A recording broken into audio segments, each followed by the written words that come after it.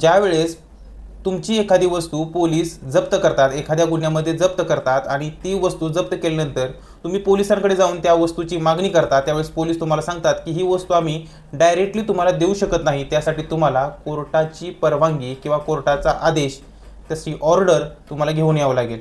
मग ही कोर्टाचा आदेश किंवा ऑर्डर ही कशी घ्यायची आणि ही ऑर्डर घेत असताना त्याची स्टार्ट टू एंडपर्यंतची प्रोसिजर काय आहे, एकदम डिटेलमध्ये सर्व step by step me procedure या व्हिडिओमध्ये सांगणार आहे. तर व्हिडिओ संपूर्ण पहा. चला तर मग पाहू.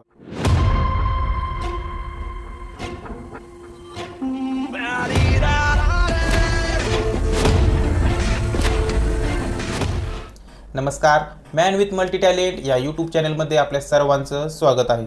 ज्यावेळेस एखादी वस्तू, आपली वस्तू चोरीला जाते, चोरीला गेल्यानंतर आपण पोलीस स्टेशनला जातो आणि फिर्याद नोंदवतो. फिर्याद नोंदवल्यानंतर पोलीस तपास करतात, त्या आरोपीला पकडतात आणि त्याच्याकडून ती वस्तू जप्त करतात. आता आपली चोरीला गेलेली वस्तू आपल्याला हवी आहे म्हटल्यावर आपण पोलीस स्टेशनला जातो.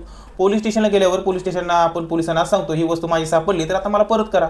पण पोलीस असं म्हणतात की ही वस्तू आम्ही तुम्हाला डायरेक्टली देऊ शकत नाही, तुम्ही त्याबाबतचा कोर्टाकडून आदेश आणा, मगच आम्ही तुम्हाला देऊ.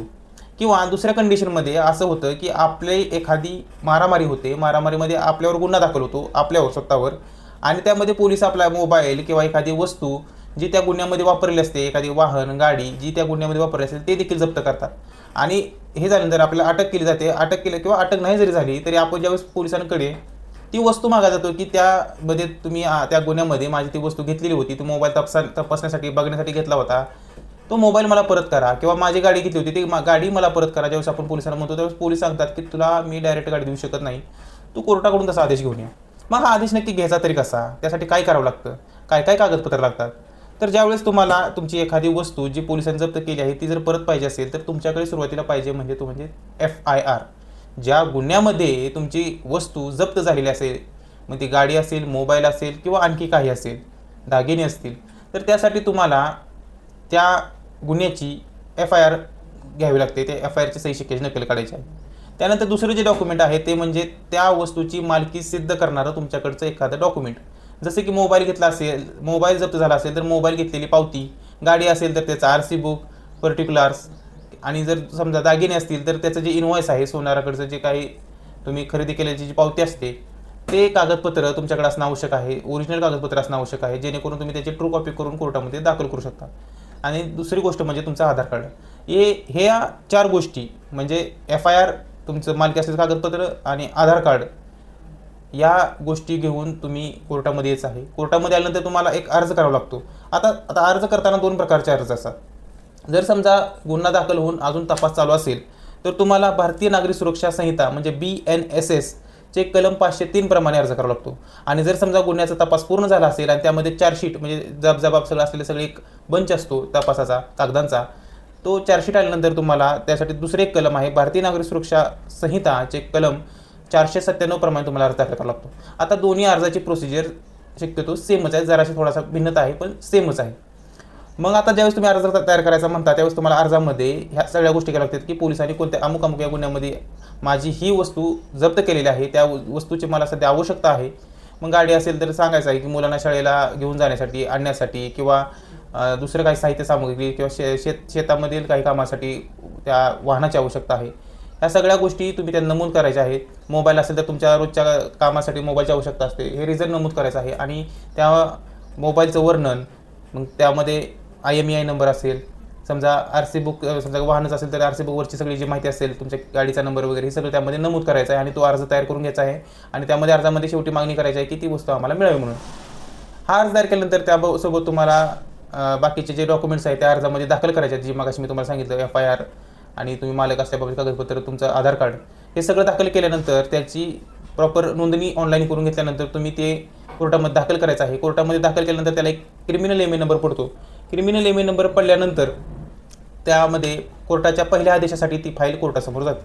त्यामध्ये कोर्ट IO आणि PPचं म्हणणं मागवतं. म्हणजे कोणाचं, इन्व्हेस्टिगेशन ऑफिसर ज्यांच्याकडे तपास चालू आहे त्या पोलिसाचं म्हणणं आणि सरकारी वकिलांचं म्हणणं कोर्ट मागवत असतं. त्यामध्ये IO त्यांचे म्हणणं देत असतात.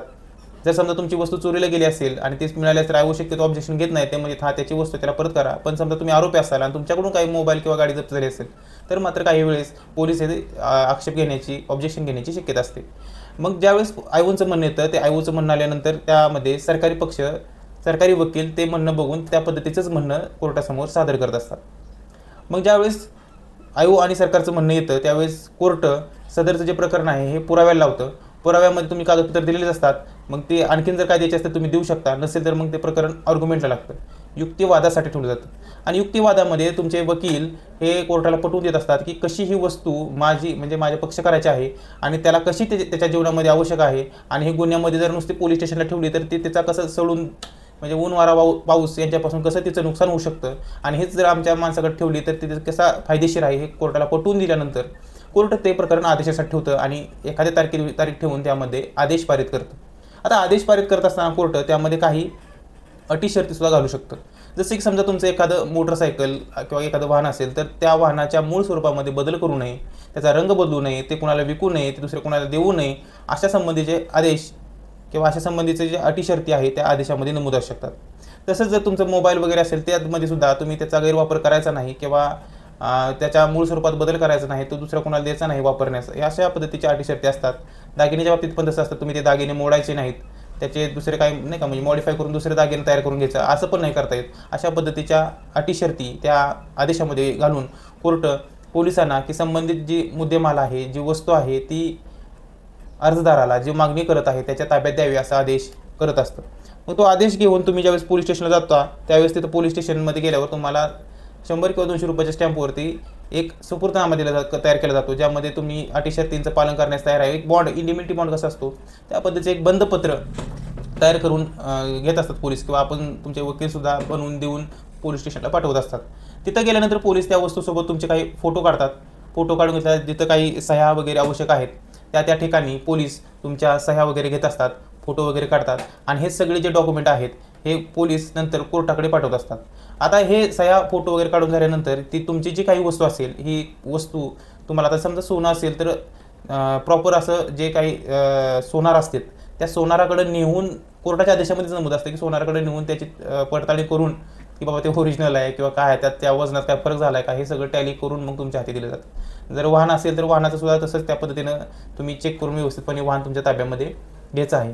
तर हे सगळं केल्यानंतर ज्यावेळेस कोर्टामध्ये केस हिअरिंग लागते त्यावेळेस कोर्ट तुम्हाला जी वस्तू दिलेली होती ती परत सुद्धा मागवू शकते, किंवा गरज असेल तर भासलीच तर कोर्ट सांगू शकतं की ती वस्तू कोर्टामध्ये हजर करा.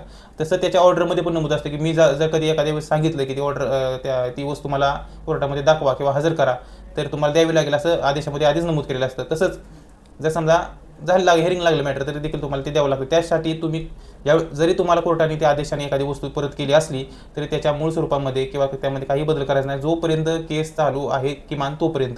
एकदा का कोर्टामधलं हिअरिंग कंप्लीट झालं, त्यामध्ये निकाल झाला की मात्र मग तुम्ही तुमच्या सोयीनुसार ती वस्तू वापरू शकता. तर अशीच कायदेशीर माहिती जाणून घेण्यासाठी या चॅनल सबस्क्राईब करा, आणि हा जर व्हिडिओ तुम्हाला आवडला असेल तर या व्हिडिओला लाईक करा. धन्यवाद.